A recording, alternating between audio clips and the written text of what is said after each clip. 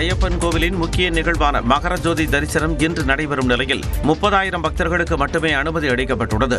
மண்டல மகரவிளக்கு பூஜைக்காக சபரிமலை ஐயப்பன் கோவில் நவம்பர் 16ஆம் தேதி திறக்கப்பட்டது.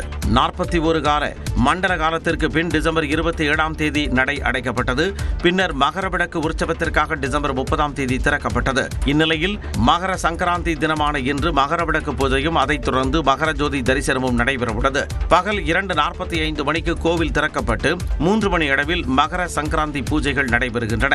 பந்தள அரண்மனையில் இருந்து கொண்டு வரப்படும் திருவாபரண பெட்டி மாலை 6 மணி அளவில் சன்னிதானத்தை அடைகிறது. தொடர்ந்து திருவாபரணங்கள் சாமி ஐயப்பனுக்கு அணிவிக்கப்பட்ட தீபாராதனை நடைபெறும். அதன் பின்னர் சில நாடுகளில் பொன்னம்பல மேட்டில் சுவாமி ஐயப்பன் ஜோதி வடிவில் பக்தர்களுக்கு காட்சி அளிக்கிறார். மகர ஜோதியை காண 30,000 பேருக்கு மட்டுமே அனுமதி அளிக்கப்பட்டுள்ளது.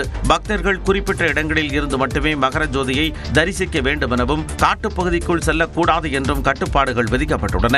மகர ஜோதி தரிசனம் நியூஸ் 18 தமிழ்நாடு தொலைக்காட்சியில் மாலை 5 மணி முதல் நேரலை செய்யப்படுகிறது. பொங்கல் பண்டிகையை முன்னிட்டு ரேஷன் கடைகளில் வழங்கப்பட்டு வரும் பரிசு தொகுப்பு இன்றும் வழங்கப்படும் என அறிவிக்கப்பட்டுள்ளது. தமிழ்நாடு முழுவதும் உள்ள 2,22,91,710 அரிசி அட்டைதாரர்களுக்கு 1 கிலோ பச்சரிசி, 1 கிலோ சர்க்கரை, ஒரு முழு நீள கரும்புடன் 3,000 ரூபாய் ரொக்கத்தொகையும் பொங்கல் பரிசு தொகுப்பாக வழங்கப்படும் என அறிவிக்கப்பட்டது. அதன்படி ஜனவரி 8 முதல் பொங்கல் பரிசு தொகை வழங்கப்பட்டு வருகிறது. பொங்கல் பரிசு தொகுப்பை பெற செவ்வாய்க்கிழமை கடைசி நாள் என்ற நிலையில் இதுவரை 2,04,00,000 பேர் பொங்கல் பரிசு தொகுப்பு பெற்றுள்ளதாக தமிழ்நாடு அரசு தெரிவித்துள்ளது. விடுபட்டவர்களும் பொங்கல் பரிசு தொகுப்பை பெறும் வகையில் மேலும் ஒரு நாள் கால அவகாசம் நீட்டிக்கப்பட்டு இன்றும் வழங்கப்பட உள்ளது. இதனிடையே புதுச்சேரியில் பொங்கல் பரிசாக அனைத்து குடும்ப அட்டைதாரர்களுக்கும் தலா 3,000 ரூபாய் வழங்கப்படும் என்று முதலமைச்சர் ரங்கசாமி உத்தரவிட்டுள்ளார். உடனடியாக குடும்ப அட்டைதாரர்களின் வங்கிக் கணக்கில் வரவு வைக்கவும் அவர் ஆணையிட்டுள்ளார். தமிழ்நாட்டில் நாளை முதல் 5 நாட்களுக்கு வறண்ட வானிலையே காணப்படும் என சென்னை வானிலை ஆய்வு மையம் தெரிவித்துள்ளது.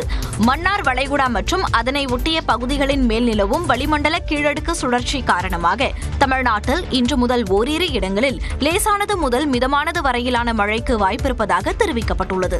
மேலும் பொங்கல் தினமான நாளை முதல் 5 நாட்களுக்கு வறண்ட வானிலையே நிலவும் என கணித்துள்ளது. இதற்கிடையே தமிழ்நாட்டில் ஒரு சில இடங்களில் மிதமான மழை பெய்தது. மதுரை, தேனி, தென்காசி, கொடைக்கானல் சுற்றுவட்டாரங்களில் பெய்த மழையால் குளிர்ச்சியான சூழல் நிலவியது. இலங்கை கடற்படையால் சிறைப்பிடிக்கப்பட்டுள்ள தமிழ்நாட்டு மீனவர்களை உடனடியாக விடுவிக்க தூதரக நடவடிக்கைகளை மேற்கொள்ளுமாறு மத்திய வெளியுறவுத்துறை அமைச்சர் ஜெய்சங்கருக்கு முதலமைச்சர் மு.க.ஸ்டாலின் கடிதம் எழுதியுள்ளார். ராமநாதபுரத்தைச் சேர்ந்த 10 மீனவர்கள் எல்லை தாண்டி மீன்பிடித்ததாக கூறி இலங்கை கடற்படையால் கைது செய்யப்பட்டனர். இது தொடர்பாக மத்திய அமைச்சர் ஜெய்சங்கருக்கு கடிதம் எழுதியுள்ள முதலமைச்சர் பொங்கல் பண்டிகையை ஒட்டி தமிழ்நாட்டு மீனவர்கள் கைது செய்யப்படும் துயரச் சம்பவம் தொடர்வதாக குறிப்பிட்டுள்ளார். மேலும் தற்போதைய நிலவரப்படி அண்மையில் கைது செய்யப்பட்டவர்கள் உட்பட 83 மீனவர்களும் 252 மீன்பிடி படகுகளும் இலங்கை வசம் உள்ளதாக முதலமைச்சர் தெரிவித்துள்ளார். சிறைப்பிடிக்கப்பட்டுள்ள மீனவர்கள் தங்கள் குடும்பத்தினருடன் பொங்கல் பண்டிகையை கொண்டாட ஏதுவாக அவர்களை விடுவிக்க தூதரக நடவடிக்கை மேற்கொள்ளுமாறும் முதலமைச்சர் வலியுறுத்தியுள்ளார்.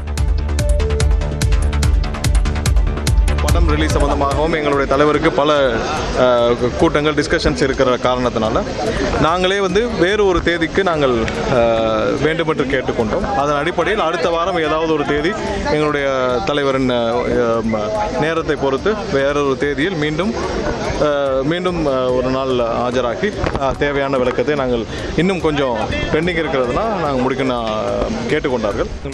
கரூர் துயரம் குறித்து தாவேகா தலைவர் விஜயிடம் 6 மணி நேரம் சிபிஐ விசாரணை நடத்திய நிலையில் அக்கட்சியின் இணை பொதுச் செயலாளர் நிர்மல்குமார் தந்த விளக்கமே இது. சென்னையில் செய்தியாளர்களை சந்தித்த அவர் ஜனநாயகனுக்கு ராகுல் ஆதரவு தெரிவித்தது குறித்த கேள்விக்கு அனைவருக்கும் நன்றி என பதிலளித்தார். கண்டிப்பாக அதற்கு எல்லாத்துக்கும் யார் ஆதரவு தெரிவித்த அனைவருக்கும் நாங்களோட நன்றி தெரிவித்துக்கிறோம். அவகாசம் கேட்டு தாவேகா தரப்பு வைத்த கோரிக்கையை சிபிஐ ஏற்றதாக கூறப்படும் நிலையில் விஜய் டெல்லியில் இருந்து தனி விமானம் மூலம் சென்னைக்கு திரும்பினார். இதனிடையே கரூர் கூட்ட நெரிசல் தொடர்பான விசாரணைக்கு வரும் 19ஆம் தேதி தாவேகா தலைவர் விஜய் மீண்டும் ஆஜராக சிபிஐ சம்மன் அனுப்பியுள்ளது. 2026 ஆண்டுக்கான திருவள்ளுவர் விருது முனைவர் சத்தியவேல் முருகனாருக்கு வழங்கப்படும் என்று முதலமைச்சர் மு க ஸ்டாலின் அறிவித்துள்ளார். இதேபோன்று 2025 ஆண்டிற்கான பேரறிஞர் அண்ணா விருது அமைச்சர் துரைமுருகனுக்கு வழங்கப்பட உள்ளது. பெரியார் விருது வழக்கறிஞர் அருள்மொழிக்கும், அம்பேத்கர் விருது விசிக பொதுச் செயலாளர் சிந்தனை செல்வனுக்கும், காமராசர் விருது இதயதுல்லாவிற்கும் அறிவிக்கப்பட்டுள்ளது. இதேபோன்று 2025 ஆண்டிற்கான மகாகவி பாரதியார் விருது நெல்லை ஜெயந்தாவிற்கு வழங்கப்பட உள்ளது. பிரபல திரைப்பட பாடலாசிரியரும் கவிஞருமான யுகபாரதிக்கு கடந்த ஆண்டுக்கான பாவேந்தர் பாரதிதாசன் விருது கிடைத்துள்ளது. எழுத்தாளரும் முன்னாள் தலைமைச் செயலாளருமான இறை அன்புவிற்கு தமிழ்த்தென்றல் திருவிக விருது வழங்கப்படும் என்று தமிழ்நாடு அரசு அறிவித்துள்ளது. முத்தமிழ் காவலர் கி.ஆ.பே. விஸ்வநாதம் விருது செல்லப்பாவிற்கும், முத்தமிழறிஞர் கலைஞர் விருது விடுதலை விரும்பிக்கும் வழங்கப்பட உள்ளது. விருதாளர்கள் ஒவ்வொருவருக்கும் வரும் வெள்ளிக்கிழமை அன்று 5 லட்சம் ரூபாய் ரொக்கம், 1 சவரன் தங்கப்பதக்கத்தை முதலமைச்சர் மு க ஸ்டாலின் வழங்குவார் என்றும் தமிழ்நாடு அரசு தெரிவித்துள்ளது. மதுரை அவனியாபுரத்தில் ஜல்லிக்கட்டு போட்டியில் வெற்றி பெறுவோருக்கு வழங்கும் கார் மற்றும் டிராக்டர் மேடையில் தயாராக வைக்கப்பட்டுள்ளது. மதுரை அவனியாபுரத்தில் நாளை ஜல்லிக்கட்டு போட்டி நடைபெறவுள்ளது. இதற்காக வாடிவாசல் தயார் நிலையில் உள்ளது. காளைகளுக்கு மருத்துவ பரிசோதனை முடிந்து வாடிவாசலுக்கு உள்ளே நுழையும் பகுதி வரை 10 அடி உயரத்திற்கு தடுப்புகள் அமைக்கப்பட்டுள்ளன. ஜல்லிக்கட்டு நடைபெறும் பகுதியில் இருபுறமும் தடுப்புகள் அமைக்கப்பட்டு அவற்றுடன் இரும்பு கம்பி தடுப்புகளும் வைக்கப்பட்டுள்ளன.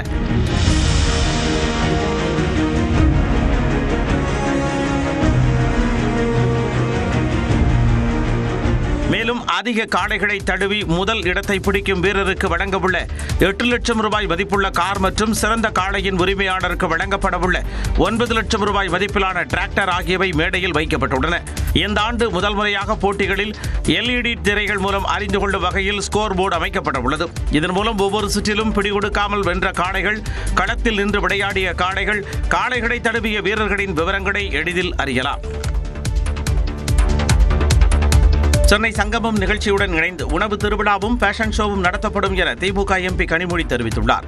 சென்னையில் தாம்பரம், ஆவடி உள்ளிட்ட 20 இடங்களில் புதன்கிழமை முதல் 18ஆம் தேதி வரை சென்னை சங்கமம் நம்ம ஊர் திருவிழா நடைபெறவுள்ளது.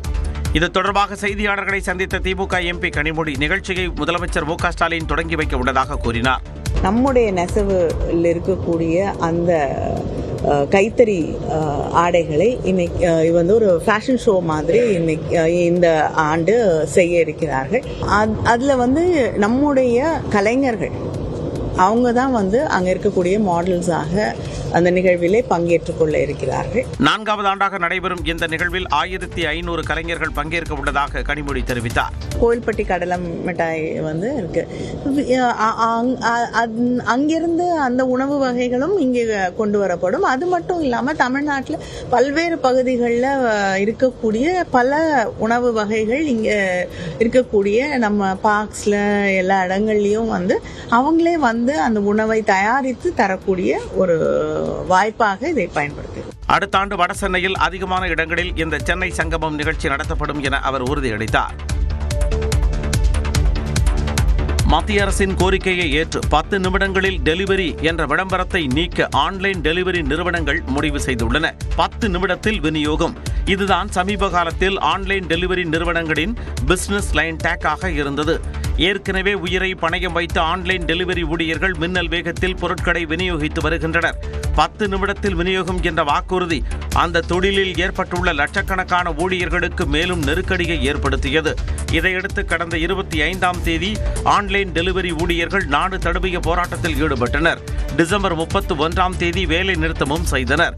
இதையடுத்து ஜொமேட்டோ, ஸ்விக்கி, பிளிங்கிட், ஜெப்டோ உள்ளிட்ட நிறுவன அதிகாரிகளை மத்திய தொழிலாளர் துறை அமைச்சர் மன்சுக் மாண்டவியா சந்தித்து பேசினார். அப்போது 10 நிமிட டெலிவரி விளம்பரத்தை நீக்குமாறு அமைச்சர் வலியுறுத்தியதாக தெரிகிறது. இதனை ஏற்று பிளிங்கிட் நிறுவனம் தனது 10 நிமிட டெலிவரி விளம்பரத்தை நிறுத்தியுள்ளது. பிற நிறுவனங்களும் விரைவில் குறிப்பிட்ட விளம்பரத்தை நிறுத்தும் என எதிர்பார்க்கப்படுகிறது. ரயில் ஒன் செயலி மூலம் முன்பதிவில்லாத டிக்கெட் எடுப்பவர்களுக்கும் 3% கட்டணச் சலுகை வழங்கும் நடைமுறை இன்று அமலுக்கு வந்துள்ளது.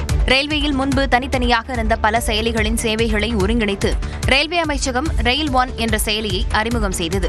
இதில் QR கோட் மூலம் கட்டணம் செலுத்துபவர்களுக்கு 3% கட்டணச் சலுகை ஏற்கனவே வழங்கப்பட்டு வந்தது. தற்போது ரயில் ஒன் செயலியில் டிஜிட்டல் முறையில் பணம் செலுத்துபவர்களுக்கும் இந்த சலுகை விரிவுபடுத்தப்பட்டுள்ளது. டிக்கெட் கவுண்டர் கூட்டத்தில் முண்டியடித்து செல்வதற்கு பதிலாக செல்போன் செயலி மூலம் டிக்கெட் எடுப்பதை ஊக்குவிக்க இந்த சலுகை வழங்கப்பட்டிருப்பதாக கூறப்படுகிறது. அதேபோல வாலெட் மூலம் பணம் செலுத்துபவர்கள் டிக்கெட் கட்டணத்தில் 3% திரும்பப் பெறும் நடைமுறையில் எந்த மாற்றமும் இல்லை எனவும் தெரிவிக்கப்பட்டுள்ளது.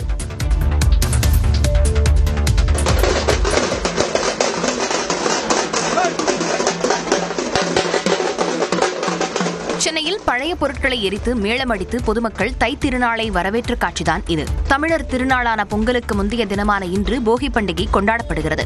சென்னையில் அதிகாலையிலேயே மயிலாப்பூர், திருவல்லிக்கேணி, ஆலந்தூர் உள்ளிட்ட பகுதிகளில் பொதுமக்கள் பழைய பொருட்களை எரித்து போகியை கொண்டாடினர். பனிமூட்டத்துடன் புகையும் கலந்ததால் சென்னையில் காற்று மாசின் தரம் அபாய கட்டத்தை எட்டியது.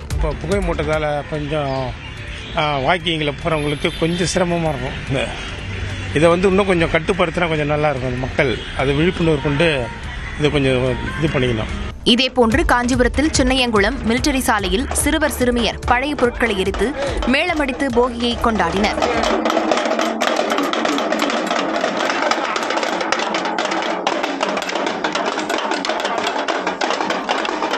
செங்கல்பட்டு மாவட்டம் திருக்கழுக்குன்றம் அருகே நடுவக்கரை கிராமத்தில் பழைய பொருட்களை எரித்து பொதுமக்கள் தைத்திருநாளை வரவேற்றனர்.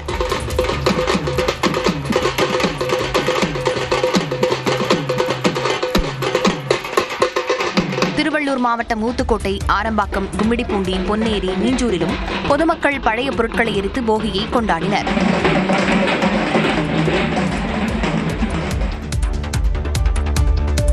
டெல்லியில் இன்று மத்திய இணையமைச்சர் எல் முருகன் இல்லத்தில் பிரதமர் மோடி தலைமையில் பொங்கல் விழா கொண்டாடப்படுகிறது.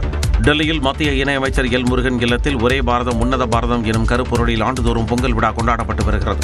அந்த வகையில் இன்று நடைபெறும் கொண்டாட்டத்தில் குடியரசு துணைத் தலைவர் CP ராதாகிருஷ்ணன், பிரதமர் மோடி உள்ளிட்டோர் பங்கேற்க உள்ள நிலையில் கரும்பு, மஞ்சள், வாழை மற்றும் தோரணங்களால் அலங்கரிக்கப்பட்டுள்ளன.